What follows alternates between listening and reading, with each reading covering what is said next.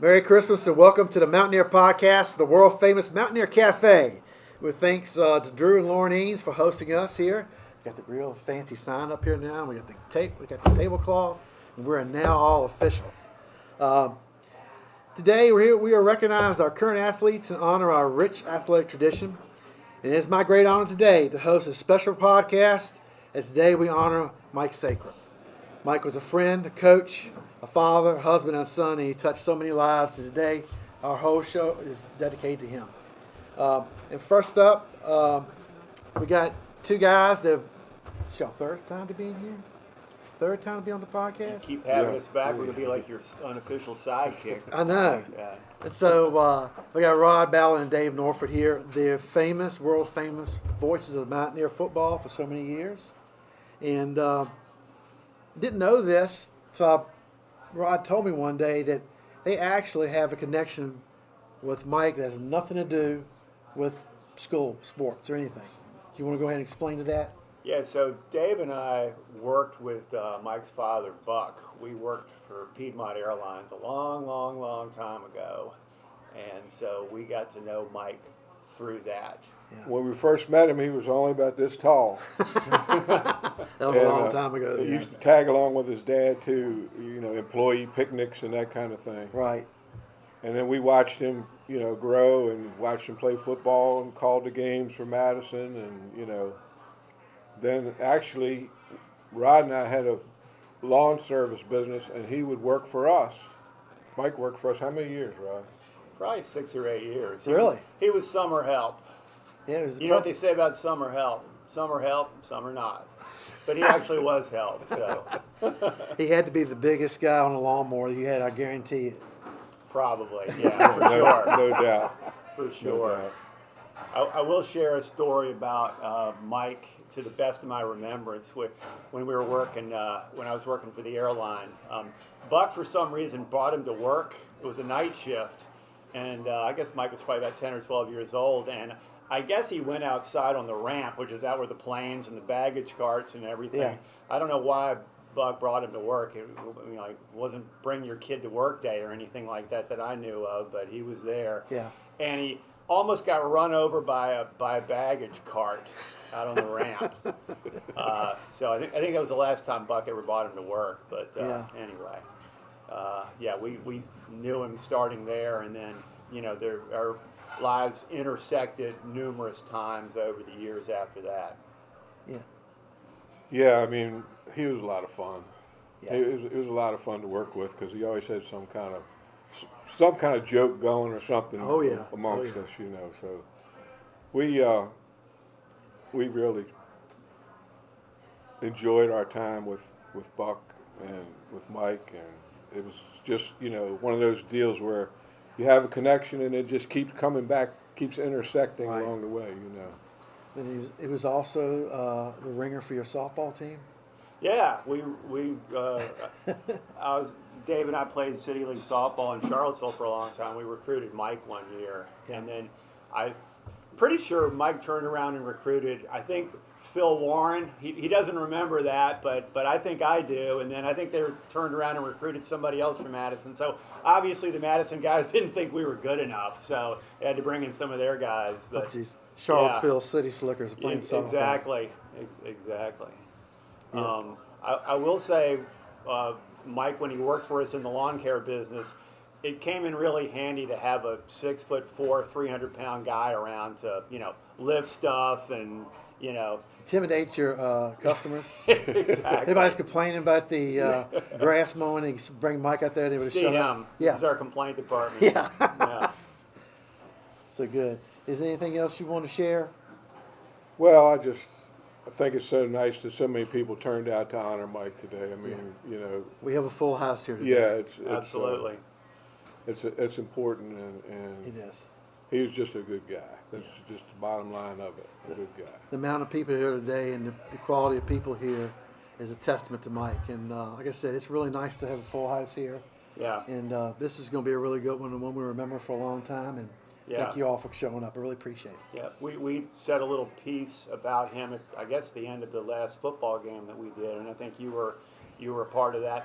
We didn't know you were gonna do this. Yeah. But yeah, it's certainly nice to pay a tribute to somebody who was such a big part of Madison for a long time. Yes. As a player, teacher, PE teacher, and coach, and activities director. I got to work with Mike when he was activities director, and the first thing he wanted to do and really wanted to instill was having pride in our facilities, because Parks and Rec takes care of the fields, and he was really big on that.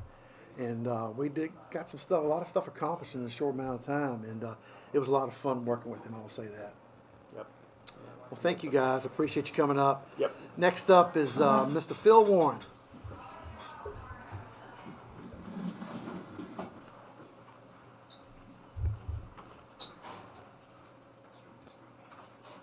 If anybody doesn't know Phil, everybody knows Phil. What am I saying?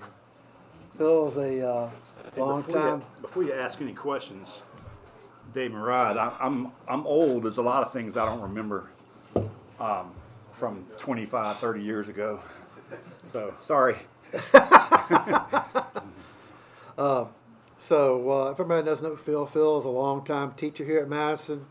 Also was a basketball coach for how many years? 17. 17 years. And also the athletic director for 20. 20 years. Yeah. So let's talk about Mike. So you came here in 85? Yeah, 85, 86. And Mike was a student here then? Yeah, he was actually my first, he was in my first block class. He was a 10th grade. Yeah. So, yeah. How was he as a student? He was good. He was always very conscientious, or hard worker, just like he is in everything, or in his life. He always tried to do his best. And then you coached him in football, correct? Yeah. He was an offensive tackle. All I did was coach defense, so I didn't really coach him specifically, but Right. But yeah, he was a starting left tackle for us. Then of course went on to play at Bridgewater. Played at Bridgewater, and he actually had a really good career at Yeah, Bridgewater. absolutely. It was kind of mirrored his whole career. He, as big as he was kind of, it's hard for your body to catch up to that size. Yeah. So I would call him a late developer in high school, but he really transformed himself into a really good athlete. Yeah. Especially when he went to Bridgewater. I mean, he's a good player for us, but when he went to Bridgewater, he really. Was he all conference? I can't remember. Yeah, he was all ODAC in both football and track. He was a shot really? putter. Yeah, and he threw the shot for us here in high school too. Oh, okay. But yeah, he was, like I said, kind of mirrored his whole. Once he set his mind to something, he would really put forth the effort. Yeah. To do the best he could, and I think he really fell in love with the weight room at Bridgewater. He wasn't, when I first got here in '85, we didn't have a weight room. Right. Most of our kids were, in the hayfield and stuff like that. Right. And of course, Mike wasn't a farm boy, but I think he really fell in love with the weight room once he went to Bridgewater, and you could tell when he came back he had filled out his body. So he always worked hard. He's always a hard worker. Yeah. So he comes back to Madison, and was he? He taught at the primary school and Criggersville. He split. Okay. When he first started, he started out as a PE teacher, half a day at the primary and half a day at Criggersville before they closed Criggersville down. Yeah. And then you got to coach with him. Yeah. Then when he came here, he started out as the JV football coach. Yeah. And then a few years later, he moved up to the varsity as well.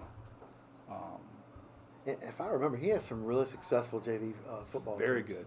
He actually got moved from varsity to JV twice during his career, just because he was so good at developing players and I'm pretty sure he won a JV championship a couple times. times. Yeah, a couple times, which doesn't happen very often here. No. Our JV teams usually, those guys can play. They're usually playing on the varsity. Yeah. No, he did a great job. But again, everything he set his mind to, he accomplished. So Yeah. And so you were here when he first starts out as wrestling coach. yeah, that was interesting. We had started wrestling, and I might get the date wrong, somewhere around 1990. Russ Melton was the first coach we had. He started wrestling here. And he had Bob Russell, Sheriff Russell was his grandson is here. Yeah. Soccer Dotson's here today. Sheriff Russell was the assistant coach, and a good wrestler, in high school and stuff. Mike had never wrestled, and of course, Bob was the sheriff, Right. so he couldn't really be the Head head coach.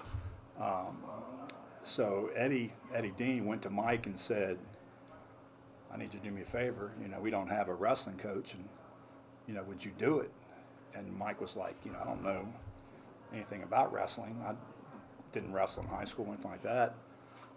But if you need me to, I'll do it," which is typical Mike. Yeah. So many times. And he didn't know, like most of us, where the ring ropes and the turnbuckles and all that kind of stuff. Right. Me too. But yeah, but just like everything else with Mike, he really worked at it, and became, a very, very, very good wrestling coach, which I think is amazing considering, you started at zero, Yeah. where you don't know anything about the sport, Right. and then 400 wins later, he's 28 years and 400, over Yeah. 400 wins. he, like I said, It's he impressive. really developed himself, and he worked at it. It didn't come natural, so because he didn't have any background, Right. to draw from. And he did it in one of the best wrestling districts in the state. Absolutely. Because Strasburg, and I believe Manassas Park at the time. Yeah, but they're Brentsville powerhouses. was always a wrestling power when they were a single A school. Right. I don't know how many times Strasburg's won the state in wrestling as a team. Oh, I'm sure a lot. So yeah, it's a tough district, tough region, and Mike always held his own. Yeah. He ended up having 5 state champions. His first was George Webb, and his second was Tommy Frazier. And then Tyler Atwell was his third. Anthony Jewett was his fourth. And his son, his last match. That was awesome. Yeah, Jacob That was Sacra. awesome. I'm won so the state. glad I was there to see that. That was I'm sure was the highlight of Mike's career. Oh, it was. But just to see at the end the interaction between Right. Jacob's probably 275 then, maybe 280, Yeah. leaping up into his dad's arms, Yeah. and his dad being big enough and strong enough to catch him was pretty awesome. I think a lot of tears were shed, when that happened. It was a great way for Mike to end his career. Yeah, he had 3 team district titles in 96, 97, and 98 as well. And we're going to talk to some of the guys from the 2008, 2009 team here in a little bit. That was his highest ranked team in the state ever. They went 3rd place in the state. Yeah. So is there anything else you want to share about Mike? Any stories? Because I know you guys hung out a lot. Yeah, we could do a whole podcast if you want. Go ahead, we got time. I just, the thing to me about Mike is he was just such a good dude. Yeah. I can just as an AD, it's so hard to find really good help, and Mike was always. He was your assistant maybe for a while. He wasn't. No, he was just helping you. my friend, Yeah. helping me out. But he always helped me set up concessions and, anything that I needed. Right. I didn't really have to ask. He would just say, Right. "What time do you want me to meet you down there?" Even when he was still coaching football, Yeah. and he could have, gone and got something to eat after school or whatever, and he's down there helping me set the field up or setting concessions up or whatever. But a couple away from school things too is, I give you, a perfect example was COVID was the August of 2020, so we were just getting ready to come back to school. I retired. Right. This was my first year I was out. I'm taking my truck to the shop in Culpeper just to get, whatever, oil change or whatever it was. But they said it was going to be a couple hours. Well, I didn't want to sit up there for 2 hours with all these potentially COVID people, Right. So I called Mike, and I'm like, man, Mike, what are you doing? He goes, I'm getting ready to walk into a faculty meeting. What do you need? And I'm like, oh, never mind, it's no problem. Yeah. I was just going to see if you'd come pick me up. Yeah. And he goes, I'll get Jacob. And he called, tell Jacob to come pick me up. So Jacob and Matthew drove up to Culpeper, picked me up, took me home, picked me up when my truck was ready, took me back up to Culpeper. Yeah. He didn't have to do that. I mean, that was just, he was just a good dude. The selfless. Same thing, my truck slid off the road. Of course, I called Mike. He came, didn't have a band or whatever to pull me out. Yeah. So he called, I don't even remember who he called, but he called one of his wrestlers. I think it was Dylan Berry. Yeah. He called, and Dylan came with his truck Yeah. and pulled me out. And again, he didn't have to do that. And the last one I'll talk about is, you have those invisible fences, for your dog. Oh yeah. So it got struck by lightning, and it blew out the the electrical thing in my garage. Yeah. So I got black burn mark all around the outlet. So I took a picture of it and sent it to Mike and said, Mike, what do you think? Mike's in the fire department. Mike, what do you think? And he goes, well, let me come take a look at it. So he looks at it, and he goes, I just don't like the way that looks. So he called Wes Smith and had him come out with that little meter to check all the walls in my house, just to make sure there wasn't anything burning inside my house. Yeah. And again, didn't have to. Just Always looked at for the person. he's just a good dude, and I think everyone he touched, he made their life better. Yeah. I really believe that, and I miss him so bad. Yeah. It's hard to believe it's been 4 years. 4 years on that. He definitely left a legacy in this community, Without a doubt. for sure, and he impacted a lot of people. Absolutely. A lot of people. Absolutely. And he loved this county. He did.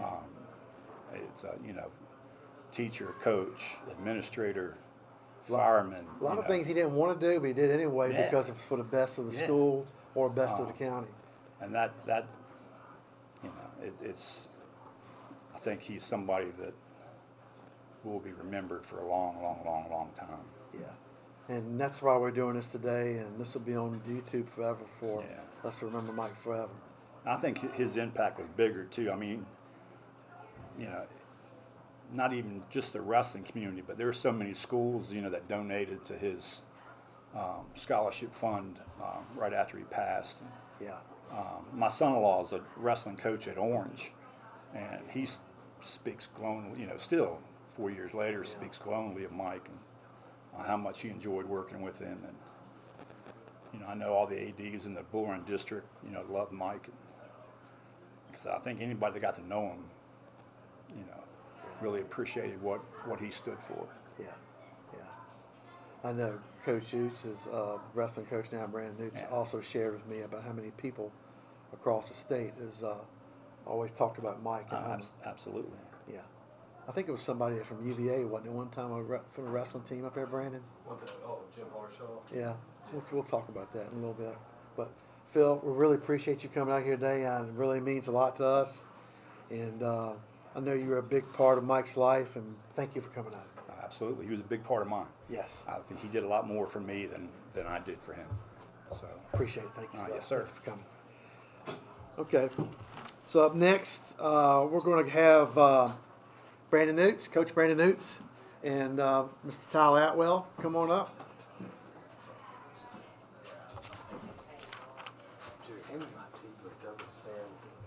Yeah.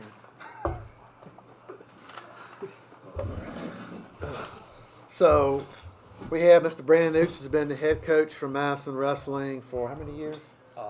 This is my fifth year. Fifth year. Yes, sir. And we have Mr. Tyler Atwell, is a Madison County graduate. Y'all graduate together? Yep. Graduated together in 09. And you coach where at now? I'm head coach at Ranger Wrestling Club and assistant coach at Battlefield High School. Yeah. So, thank you guys for coming out there. Really means a lot to us. First of all, let's talk about this 2008-2009 team. Then we'll go into some other stuff. 2007, 2008 was at the time 30 wins was a school record. No, we set it that year. No, yeah, you said that's what the record was. Yeah, our junior year we set it at 30 wins. I don't Right. know what it was before that. Yeah, then 2008 and 2009, your guys' senior year, you had the 32 wins, which was a school record. And is that still the record today? Yes, sir. 32 and 4. You don't have to call me sir. Anyway. And I then, shouldn't call you sir. don't call me sir. And then that year we ended up being second in the Bull Run District by half a point. Yes, sir. Second in the Region B.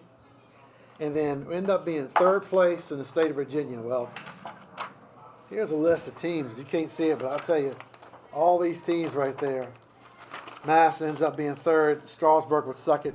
And Glenville was number 1 that year in 2009. Some of the wrestlers that year, we had Hunter Welch was third in the district, sixth in the region. Dylan, how you say it, Basta? Doing Boston. Basta, Yep. third in the district, third in the region, and 119 pounds. We had 125 pounds Bobby Basta, second in the district, second in the region. Ethan O'Connell was third in the district, third in the region. Jared Brummett was first in the district, first in the region. Did he win the state? No, he was third in the state. Third in the state. I got you. Oh, I see it now. And then Tyler Atwell, 140 pounds, first in the district, first in the region, first in the state. And your career, and you were 53 and 3 that year. I was, yes, sir. And your career is 170 and 32. 171. 170 and 32 was your career. 171. Oh, You're so, gonna I'm argue- sorry. You're going to argue with I Mark do, O'Connell? man. Hey, Sorry, we man, didn't want it's to- on VHS. We didn't want to cut you that one win. And then 145 pounds Baxter Helmet was second in the district, second in the region, and sixth in the state. Then Anthony Jewett at 160 pounds was second in the district, sixth in the region. And what year did he win the state the next year? No, he won it his senior year. Senior. That was Anthony's No. freshman year, right? He won his junior year. Won his junior year. won his But that was junior his year. freshman year he was with us, Yes. correct? Yeah. 171 pounds John Heller, third in the district, and did not place in the region. And then the 215 pound, the world famous Brandon Oots, first in the district, first in the region, and seventh in the state. I had a little drop off. Yeah, a little bit. Hey, all 7 of those qualifiers that qualify for states all placed. Yeah. All of them. Yeah. All place. Yeah. And so that year, gosh, you guys, the list that goes on and on here of all the different things. You had the Mountaineer Classic, Quad at Stonewall, Strasburg, Ram Rumble. I mean, you guys had a pretty impressive year. We'll talk about a little bit now about Mike's coaching style. What is it about his style that impressed you? If you just talk about the team that we were on, probably with the nature of stepping in as a head coach and trying to see what challenges you face in a small school, it was his ability to keep kids around. The fact that the nucleus of that team, it was really you, Baxter, Jarrett, myself, Ethan came in. and later. Ethan. A couple A little kids bit came in later, later yeah. to make us better, but we all started as 8th graders together. And I tell this story every time somebody asks me about Mike and his coaching style.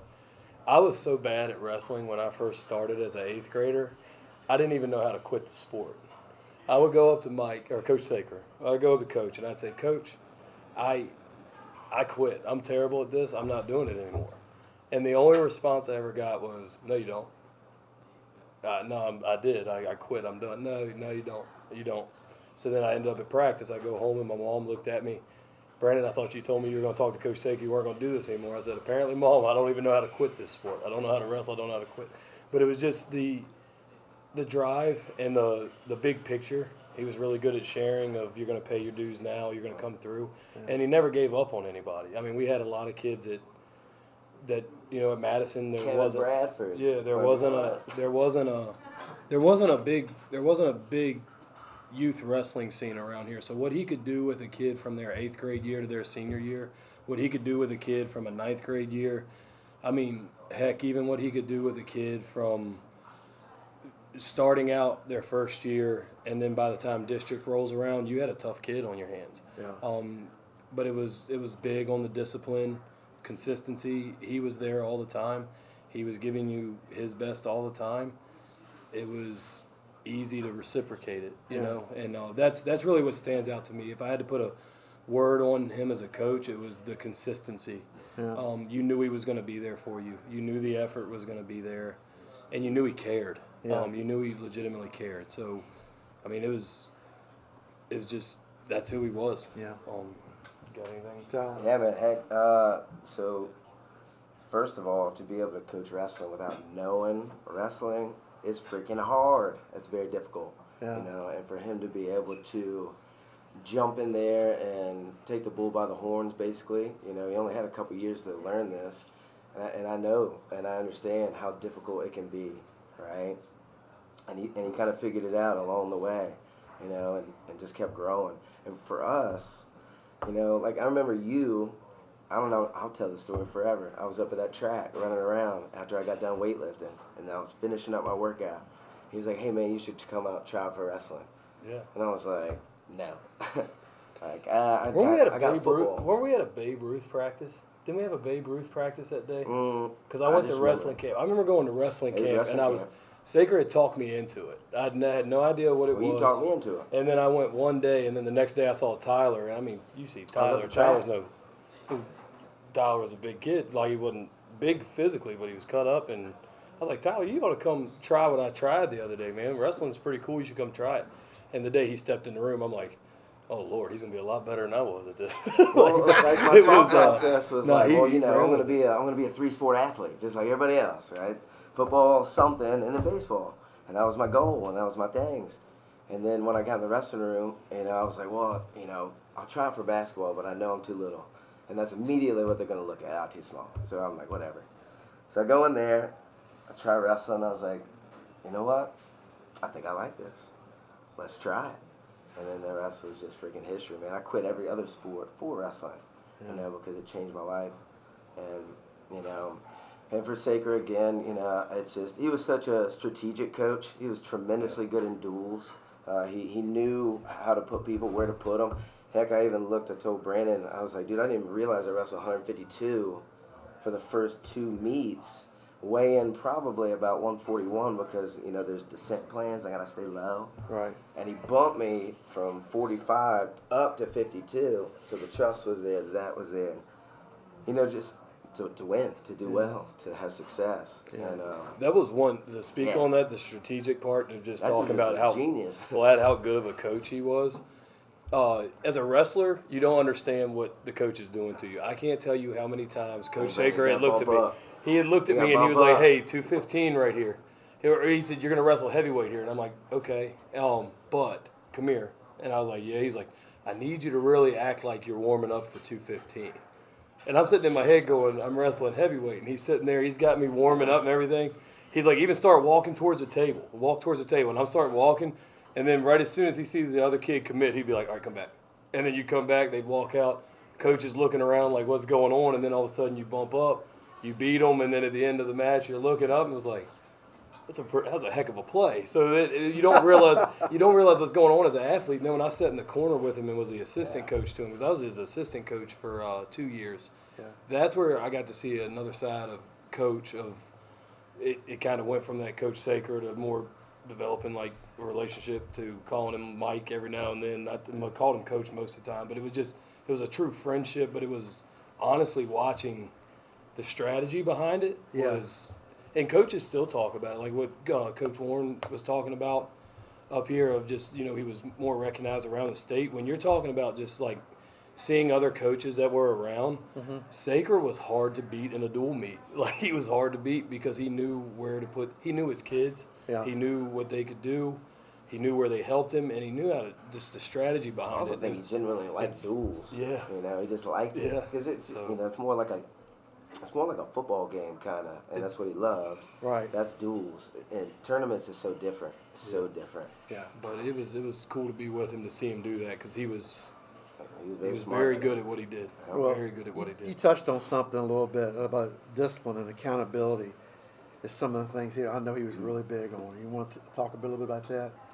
Yeah, I mean, it was just it's pretty simple. I've got a lot of my wrestlers here today. I kind of gave you the day off, and I'm questioning it because I'm seeing a lot of grilled cheeses and stuff. But that's all right. It's a day off. But it's what we talk about all the time. Discipline's easy because discipline is just simply doing what's supposed to be done, when it needs to be done, how it needs to be done. Right. And that is what Coach Sacra was about. It wasn't that if you cut a corner, you're going to pay for it. If you look for an easy road, you're going to pay for it. If you build an excuse for yourself, you're going to have an excuse. But if you do what's supposed to be done, when it's supposed to be done, how it's supposed to be done, that's just discipline. It's that easy. Yeah. It's that easy to speak. It's hard when other choices are in front of you. But that's what the room was. And I remember with where some of us started in 8th grade, for him to have the vision he had of, hey, I just have four, because that's all it was. It was 4 of us in there, the team that we were on when we first came in as 8th graders, couple good individuals. They weren't very good as a whole team, but for him to have the vision to sit there and say, if I can get these 4 to lock in and understand this and stay with it, by this time we're going to be this. And then that junior and senior year run, it was really cool because it all paid off. It was the discipline and I keep coming back to consistency because that's what it was. There was never a time he walked in the room he wasn't there. There was never something he signed us up for in the off season that he didn't go to. I remember Miss Sacra and Coach Sacra, they drove us up to Edinburgh, it was dude. 10 of us. It was like 10 of Edinburgh. us. He drove us I up was to gonna speak on Edinburgh. that, too. And it was like just the fact of, they loaded 2 vans. I know you're from that area. I'm not sure what you did that week, but God bless you for taking us up there. But it was like, we're up in a dorm room and Freaking Erie, Coach Pennsylvania. Sacra's got us working out with Josh Koscheck, UFC fighter, was at the camp. Chris Honeycutt fought all Honeycutt, yeah, Gregor Gillespie, national and then champion. Bruce Baumgartner, Olympic champ, Baumgartner, was the he AD checked at out this his school. medal. Like, we're meeting all these people. Yeah. And they're all like having these really cool conversations with Coach Sacre. And we're like, Coach, how do you know these people? He's like, just met them. And it was just, you could see how they gravitated. And it was And just. J-Rob was up there too, running his camp, because we got that autograph, and I gave him. Coach Sacre was like, "Hey, go get that dude's autograph." Lee And Kemp I was went. there. It was the first Lee- time I Lee ever Kemp, seen. Yeah. First time I ever seen this. This guy was good. Like I remember there was a kid there that was a high recruit for Edinburgh. I tell my kids this story all the time. Well, I got him in here. I want to brag on him a little bit. I remember being a high schooler, and there's this kid there, and he's a big time recruit for Edinburgh. Honeycutt had been telling us about him. It's this kid. Tyler matches up with him. They did a takedown tournament there. Tyler destroyed him. Like, just flat out destroyed him. And we're all sitting there like, whoa, that kid's supposed to be really good. Like, Tyler must be really good. So that's the good story. The other story is Lee Kemp beat Dan Gable. Wrestling, while we're sitting here talking about it, Dan Gable was best wrestler of all time. Right. Lee Kemp beat him. And Lee Kemp's there running running a clinic at this tournament. Well, who does he pick out of the crowd to come show his Kemp single to, where you're putting the forehead in the chest, picking the leg? He's like, hey, come up here. And Tyler's up there with him. And when I saw Lee Kemp's head go into this guy's chest, the first time, you seen the look in Tyler's face, I was like, oh, we found somebody he doesn't want to grab yet. Like, that was a pretty cool experience. But that's who he was. He didn't have to do all that. He didn't. Right, He didn't have to do all that. But he knew it's what needed to be done to get us to where we wanted to go, and he was willing to make, a sacrifice to his week to give us all an opportunity that we wouldn't have had if it wasn't for him. So it was huge. And during difficult times, and I know you had to be there in certain. How was he that you had him there in the corner motivating you?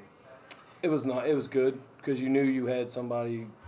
You knew he cared about you. Outside of the coaching, outside of strategy, outside of motivation, he was going to do right by you in that corner. Mm-hmm. That's the first thing, like as an athlete going out there, that I always felt good about is when I walked out there on the mat, I knew the man sitting in my chair behind me genuinely cared about my well-being, and he was going to do right by me. The other good feeling as an athlete is to know that you had whether you started in wrestling or he learned it or however he did it, he had a background in it.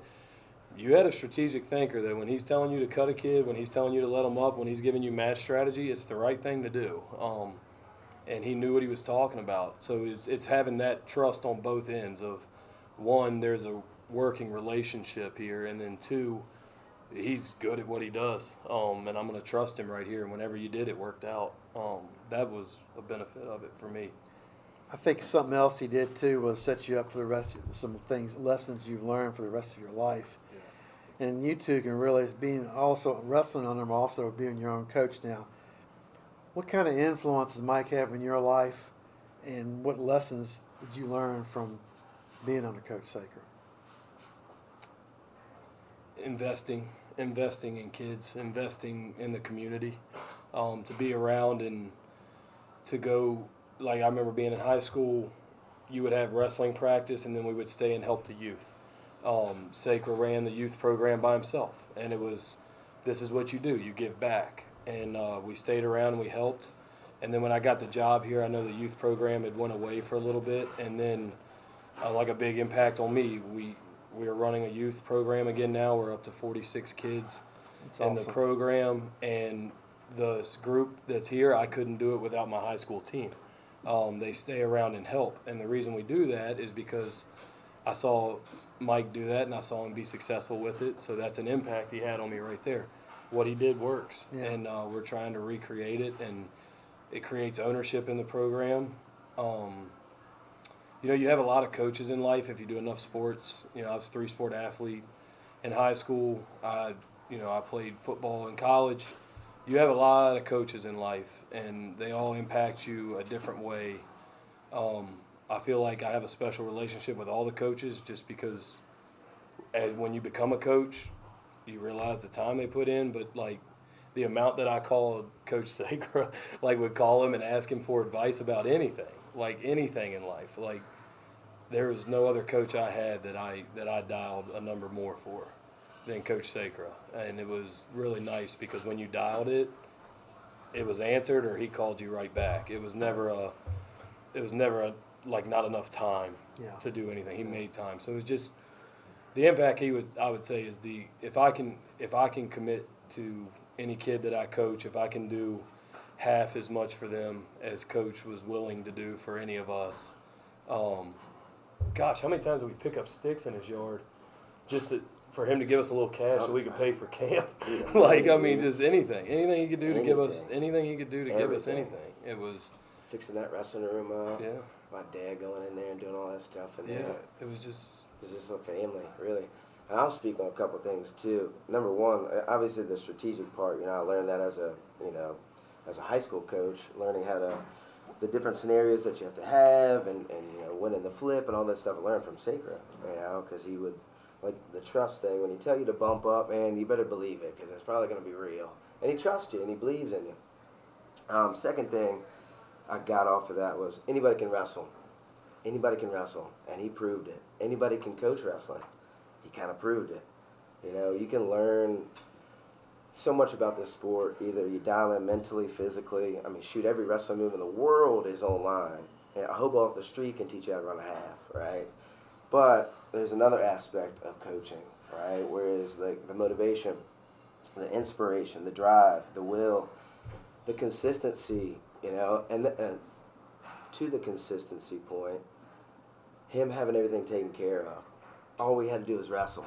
that's a fact. Because if you think about, what's going to happen this, and you start questions, you're not thinking about the right things. You have to ask. Everything was already taken care of. Yeah. We didn't have to ask. Hey, the warm-up starts this time. You better have your shoes on this time. If you don't, it's punishment, blah, blah, blah, blah, blah. And we got our stuff done. And we knew we had food bins, right? Our nutrition was a part of our everything. It was really cool. He was all in. It was all in, and that's the biggest things I can take away from him for sure. You know, he's left the impact on this community will be felt forever. It's a testament to everybody here today. Is there anything you want to talk about his impact in your life? Yeah, I mean, I think anybody that knows me knows how I feel about Coach, and the impact of my life is I don't know what my path would have been if he didn't talk me into coming into that room when he did.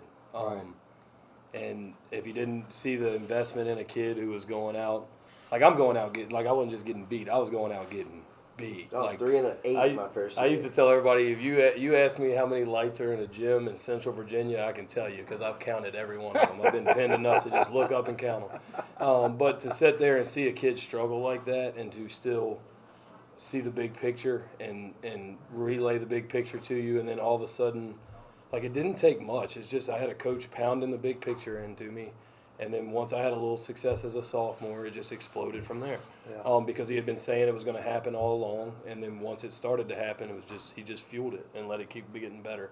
The big thing that I wanted to just talk about here, one story, and then I'm gonna cut it off because I got to stop. We could do this all day. No, But that's fine. Go the ahead. one We're story good. here, Hey, we're talking the me whole and time, Tyler, man. this whole thing is full from. Mark O'Connell was huge when we came through. He detailed Mark everything we O'Connell's the did. man. He kept a whole working record, but it was like just to describe Sacra. Another word for Sacra that hasn't been brought up yet is humble. Like just flat out humble. There was never like, hey, I've got a really good team. Come watch them. I got this.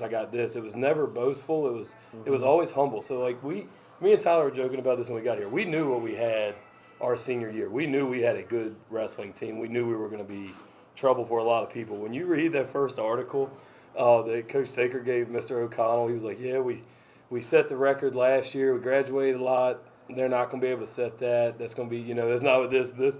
And like you look at it, but it was in such a nice way, and it was humble. And like if you would ask us in the room what he was saying, like if you would have let us do that interview with him, it would have been way worse and not humble. It would have been way worse and not humble. But he was just, it's who he was. It was, I'm not putting this expectation on you, but at the same time, us in here as a group, we know what our goals are and let's get there. And it was just so cool to see it because you never knew quite what to expect because he may tell you, oh, we're not very good, and then all of a sudden, like I'm sure any coach that was around has had a talk with Coach Sacra where he told you we're not very good, and then all of a sudden we go to district and you've got a district champ, you've got multiple placers, you've got region champs, and it just like it came out of nowhere because he was so humble. And then the other thing is we used to always run the Mountaineer Classic, and if you That's see, what I was going to touch on next. yeah, if you see that on like it was on our old schedule, it's a huge thing. It was Sacra's creation. It was always a good tournament. We've now turned that to the Coach Sacra Classic. How many years has it been? We're in our 4th year of it now. We started it my first year here. We ran it with 12 teams. I was kind of afraid to fill it, and I wanted to make sure I did a good job. I'd never ran a tournament, and then like again, the same impact that you were asking what had when I was asking how I was going to do it. We're going to do it like Sacra always did it. What we used to see it done. We run it on 4 mats. We get the teams in. We do the pool. It's a dual tournament because he was a dual guy. But now we're up to 16 teams. We got 2 full gyms. We got them coming from Chatham. All the local teams try to get in. This tournament fills in April. I posted to just talk about the impact Coach Sacra has on people. I put this on Virginia Wrestling's website. It's usually up for about a week, and then it's full with 16 teams. I think we're going to run it one more year at 16, and then I think the next year I want to try to start using Waverly's gym and bump it up to 24, and just keep letting it growing and getting bigger and bigger and bigger, just because I think that is just a little something I can do to the legacy that Coach Sacra had here and what he meant. It's a great fundraiser for our season. We do pretty well with it at the gate. We do well with it with the entry fees. It's a big deal, and it's a good chance for us to get to wrestle at home because it's a lot easier to travel. That was a little bit of advice he gave me when I started as a wrestling coach. He said it's a lot. Sacra always told me, he said, when you're making your schedule, it's a lot easier to travel. Hosting's hard. And then the more you host, because you want to be at home as much as you can, the more you host, you're like, yeah, hosting's pretty hard. I like traveling. So we do this when we host a district duel.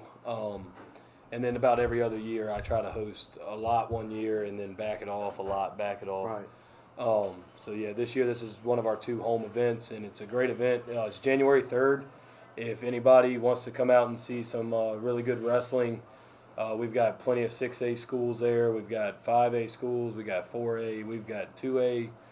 We've got everything you could want to come see. It's a good tournament for other coaches, whether you really want to test your mettle and see some good competition or you are just looking to get kids on the mat. We've got something for everybody. So that Coach Sacra Classic, and I want to see it keep building. We get it up to 24 teams and go to 3 gyms.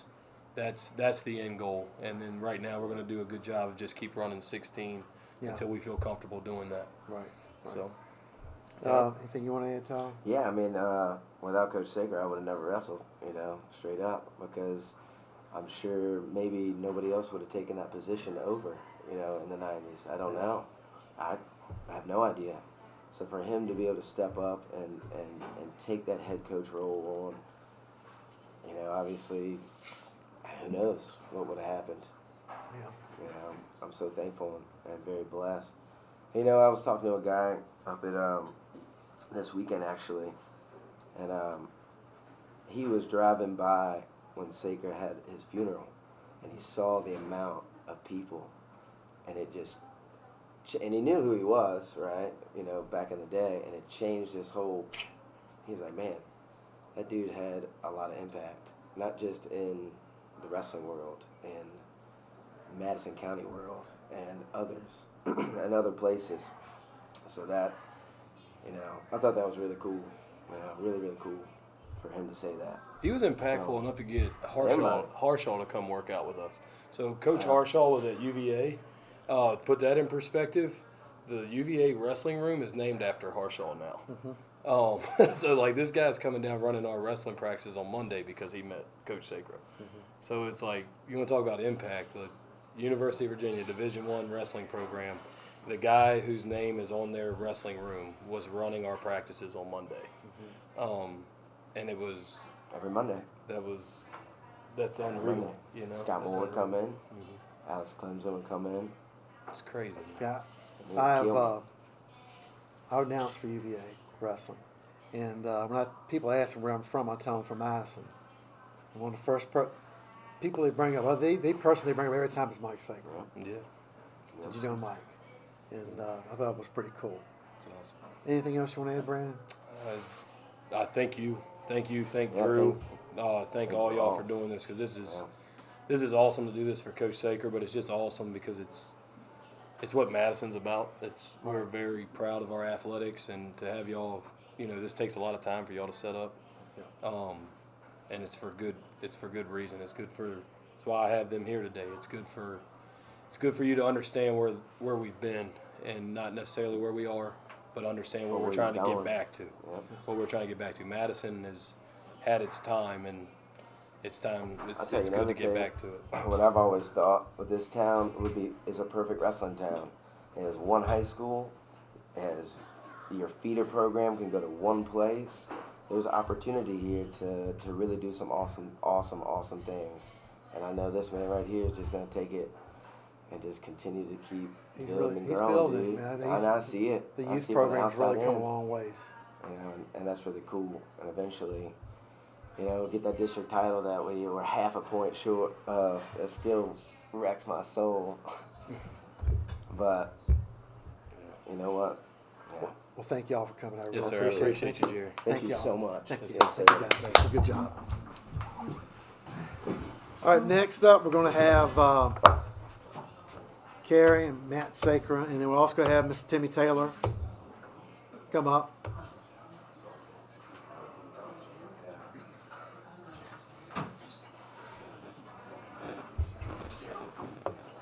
You slide down?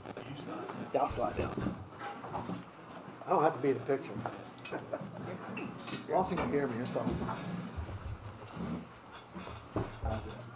I can slide down this way. You can slide down. Good? So we got Carrie and Matt here, and Timmy. Timmy Taylor is now the head basketball coach at University of Navy. Well, not University of Navy. Naval Academy. I'm sorry. I messed that up. Don't tell nobody I said that. It's online, brother. So, Timmy, we'll start out with you. You guys were friends. When I think of Mike's best friends, I think of you and Phil and some others, but you guys shared a lot of times together. Yeah. Still not a day that can go by I don't think about it. Just, I know it's celebration and stuff like that, but you got to understand, I knew Mike when he was, I still remember, always told this story, when Mike was younger playing basketball. Man, he had a temper. He was, and it kind of fed into who he is. And he would get so mad, and we would referee basketball games, and we'd call a foul on, and he'd slam the ball down. No kid would. But he just wanted to be so good. He'd have his goggles on, and I remember one day that he got his nickname from Chris Robinson. Called him Bookworm. And that's how he got the name Book. He didn't always like that, I think he embraced it as he got older Yeah. and accepted it. But yeah, we were just. I tell people I don't think there was more. And Kerry may not even. I think we spoke at least. I don't think it went 3 days without talking to him. It didn't matter if I was in Carolina or if I was in Annapolis. And most of the time it was he'd call and we'd talk about the kids and. You know, our families were intertwined. Like even today, I got back home from South Florida and I talked to Jackson. He's been out with Jacob already 2 nights. You know, so I think that's the cool thing about it. I mean, I don't even really consider him a friend. He's more like my brother. You know, and those things. And I just sitting here listening to these guys, and I think Phil and I were just talking about it in the back. Is that Mike was just a good human being. Like his values, his morals, you know, that Buck and, you know, Barbara put into him. And he never wavered from those. Like he never, ever wavered from it. And he always wanted to do things right. That's why he invested into the wrestlers. I mean, he would talk about them all the time. And it was so funny. We're going to suck. We're going to suck. I'm like, you're not going to suck. And then maybe in addition, you know, Phil knows what I'm talking about with that. And he was always going to play it down. And those things that, and the investment that he's made into Madison County, into his own kids. Yeah. And if I could tell Matthew and Jacob, you know, just how he saw them through his eyes, and I got to hear it, you know, a lot of times. It's pretty special. He loved being a dad. Like he really loved being a dad, and he loved this one right here beside me too. So, but yeah, it was good times. I even got to watch him play football too. Like we went over to Bridgewater, and he was good in high school. But man, that year we went to watch him at Bridgewater. He dominated that game. Like he was kicking people all over the place. I'm like, dang, he's gotten really good. He was a big guy. At Bridgewater, he was. I mean, the games that we went to 2 games over there, maybe even 3 his senior year, and he was just so dominant. Like I mean, they were running behind him. It was pretty special. So. Yeah. So Carrie, how did you meet? You and Mike meet? We met at Madison County High School. Oh, really? Yeah. I'm originally from Western Pennsylvania. Right. And I came down here to teach. Uh-huh. And he was teaching. Yeah. Yeah. He was a character. So I was athletic trainer and he was assistant coach. Okay. Or JV coach. I have some stories on that, but I won't tell too many. Go ahead. No, he was. Oh, he wanted to ask her. There were a lot of conversations with him. Because he was nervous, you know, about it. But no, he was smitten from the first time he saw her. I'll tell you that. Yeah. I'll leave it at that. So, he left such an impact on this community. I mean, and it's just so many people here. We've never had this many people here. Oh. We have just a couple people here usually, and he was a special guy. He really was. Anything you want to talk about your dad? He was always there. Always count on him. Yeah. Anything you ask him, he'd have an answer for it. Yeah, oh, you can answer. Whether you liked it or not, he always had an answer for it. That's right. That's for certain. That's right. But yeah, he tried his best, and I think everybody in here could sew. He did a pretty good job with it. Yes, he did. He sure did. I think that's what made him a good coach because he coached like he parented. Yeah. And I think almost every athlete of his was one of his kids. He wouldn't have told his athletes anything different than what he tells his sons. Yeah, I agree. Yeah, most definitely. No, he definitely, Jerry. I mean, that was one of the things he treated these guys. I think Brandon and Tyler said it the best. I mean, I know it's an old school mentality, but just like he wanted what was best for those kids, he treated them. He felt like they were your kids, and I think we learned that here. I think there's a lot of values in Madison County that should transcend time. I don't know in today's world that it's that way in this new NIL world, but I mean, just the things, the values that we were taught and the things that we brought up, and I think just having friendships with watching Phil, and I think when he said about Mike, if you needed something, Mike was there. But I think Brandon and Tyler would say the same thing. Like you knew that you could count on him. And how many people in your life do you have that you can always count on? It didn't matter. I mean, he's going to call you. He's going to check in. Tough times, good times. And like I said, he was just that moment that Jacob won the state championship. That was such an iconic moment for him, and things like that. But I think he felt that way about all of these kids. You know, and I think that's something that's why he had such an impact, because you could feel it and you knew it. It was real and it was authentic. Yeah. And that's what I told people back in the 70s, 80s, and 90s, early 2000. I think we learned how to be authentic here in Madison. Yeah, and Jacob's now, the reason why he's not here is because he's coaching for East Carolina. What bowl game are they in? I don't know. Military Bowl. Military Bowl? Oh, cool. So that's In up Annapolis. Come to Annapolis, baby. Yeah. At the Naval Second Academy. time. Yes. Naval Academy, Not the baby. university, the Naval Academy. I think a Yeah. lot of that's got a testament to his mom and dad, Buck and Barbara. I mean, they were always there in the community in different places, and it's just a testament to them for how personal Mike was. And he was always there for people. He really was. Timmy, I know you guys hung out a lot. I know you got some good Mike stories. Oh man. Oh, Tailgate at we UVA could games. literally. Oh my gosh. I can remember going to football games, UVA games, and tailgating and stuff. Yeah. No, I mean we did a lot of things together. I mean when our kids were growing up. I mean Right. it was Jacob and Jackson were best friends, and it was kind of a Mutt and Jeff, because Jackson was always the littlest and Jacob was always the biggest. Yeah. You know, when Dave said he met Jacob when he was there, I said, yeah, he was one. You know, he was Right. always. But I think I don't know. I mean, there's so many daggone stories with our kids. Some things I can't say. You know, I'm nothing bad, but it's just like we coached baseball basically from what, April or March all the way through until. You guys did a travel No, team actually, together. the travel team and the fall ball Yeah, too. yeah. So we would have those kids together forever. Matthew was always with us all the time, and Yeah. you know they were at the house with Super Bowl parties, and you know I always would. He always knew it was me because I always smacked him on his rear end. I'd walk up behind him and just crack him, you know, and he'd turn around and grab me. The one thing I do remember, one of the funniest stories was when we picked him up. Now think about this: night of his wedding in his tuxedo. We picked him up and we carried him and threw him in the pool. If you could have seen Barbara's face, Barbara was losing her mind. He was still in his tux. We threw that. So no, we had a lot of really good times. Just family time, just quality time together. And I think that was. That's why it's so hard. Like it's still hard.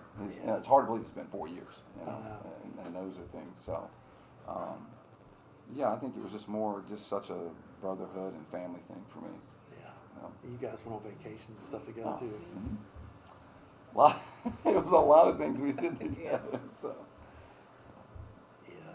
It's anything, Carrie, you else you wanted to share? No, I just think he everything he did in his life was very humble Yeah. and just from his heart.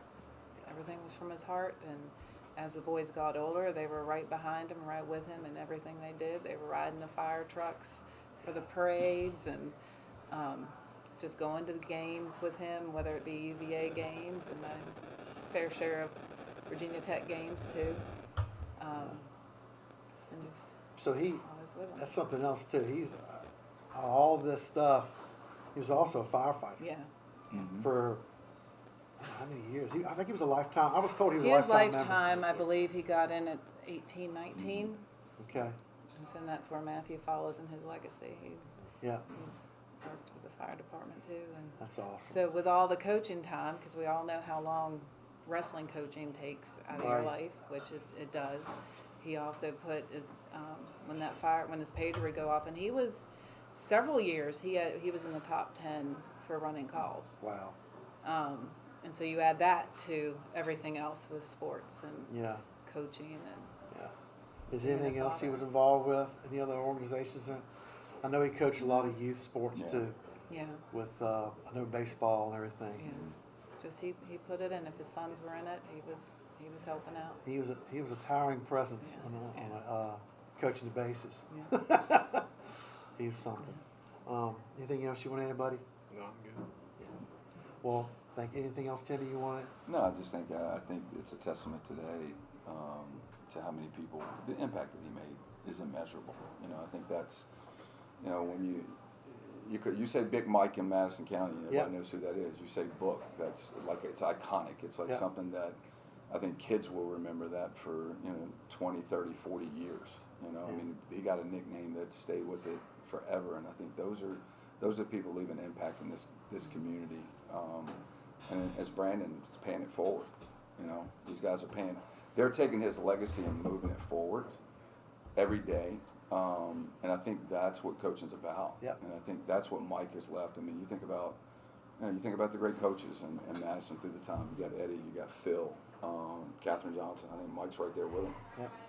Of the greatest there, and the fact that, and in some ways, he could, for what he did, is really amazing. I mean, really think about what he did. He did not know the sport. Yeah. He knew nothing about it. It's not like what we grew up with. We knew basketball or football or whatever. We played it. He took something he knew nothing about and created a legacy from it. And he did it from nobody else wanted to do it. He took it Exactly. over just to be a service to the school and the community. Do people realize, take the 400 wins away from it, how successful he was? How amazing is that? I mean, that is truly what you get to be a master coach. Yeah. And if you have to sit down and think about that as someone that has coached, man, it's an unbelievable accomplishment and the legacy that he has left here. And I think that's the thing that people don't understand. Phil and I were just talking about this. Like, nothing. He did it as a favor. He did it as a favor, but his legacy is that the fact that he was so competitive and he wanted to be successful, he wanted the team to be successful, that he just dove headfirst into it. Yeah. And I remember that from when he was 8 years old. Yeah. That's who he was. You could see what was instilled in him then, and that just carried on through his life. I mean, think about what he did. He became a better college player than he was a high school player, and that's just the growth that he made through that. And I think that led right into it. So, I mean, I think his may be the greatest coaching accomplishment, take away state titles and all that, that we've had at Madison County.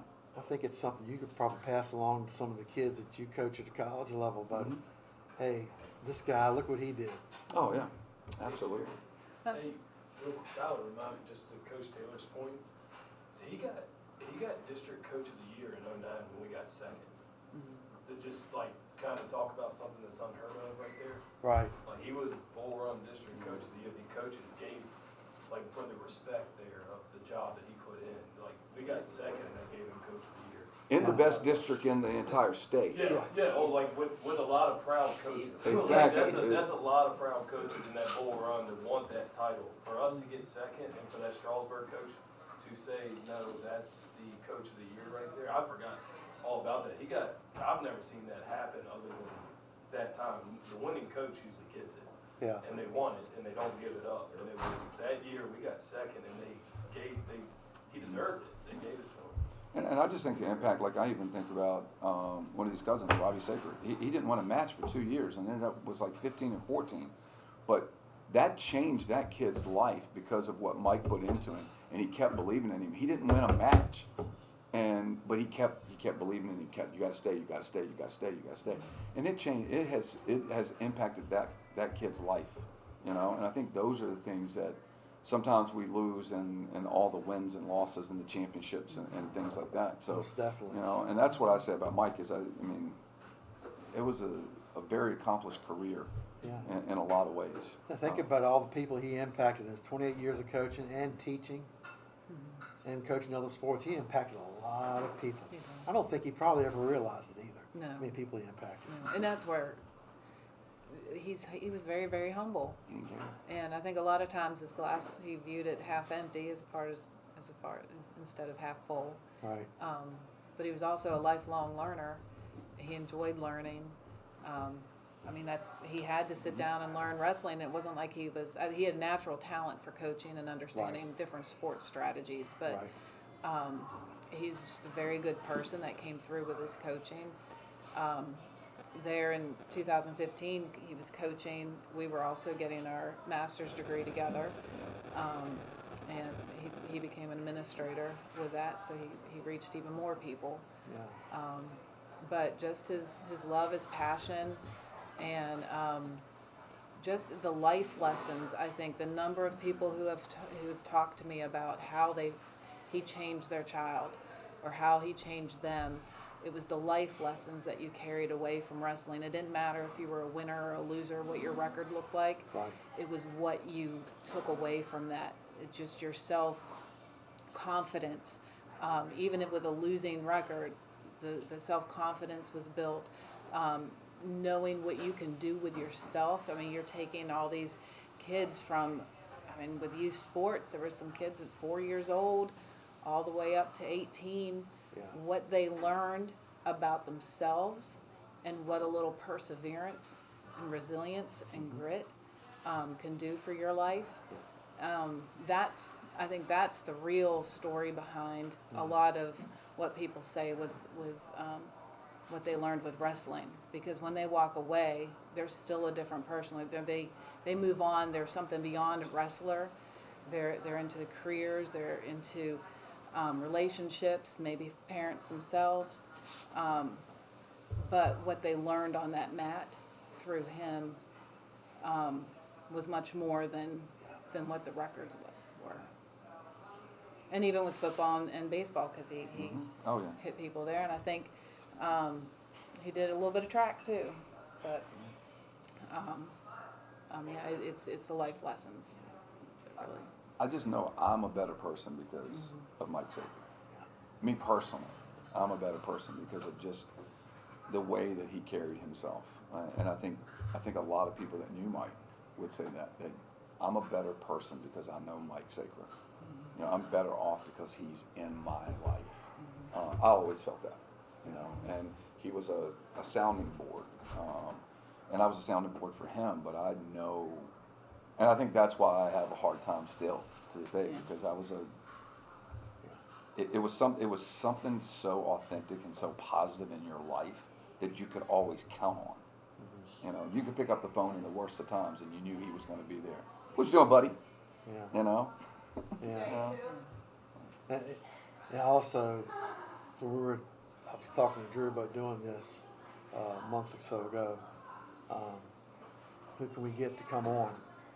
And every person that I ask, I'll be there. It's like you had something planned today, but I flew in from Florida last night. We got here at 12 o'clock. And you said it was the 22nd. I said, I can make it. yeah, So, and then nobody quit. I'll be there, and that's Mike. You know, everybody being a testament and honoring him. And thank you all for coming today. Is there anything else you want to add?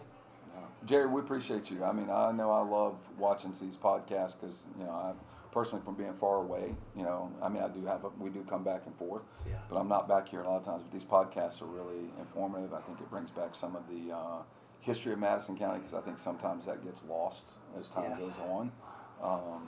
And I just think, you know, bringing back iconic people like you did last week with the 76 team, 73, 74, having Phil and all of us back. I think it's one of those things that there needs to be a connection to the past, to the present. And I think Most definitely. you're doing a great job of that. Well, and thank I you. appreciate that. I really appreciate it. It's my honor, and I think the history of Madison County is so rich in athletics that we need to recognize these people. And Mike being right up there. Yeah. It's a no-brainer, and I enjoy doing it. I'm not finished with you. I'm gonna get you come back We'll see. for something else, for another one. But y'all, thank you all for coming here. It's really it makes my heart feel good to see so many people here today. And thank you all, each and every one of you for coming. Thank all our guests. Thank you, Timmy, from all flying to Florida and getting here and all this. And thank you all for coming, and go Mountaineers. Cool.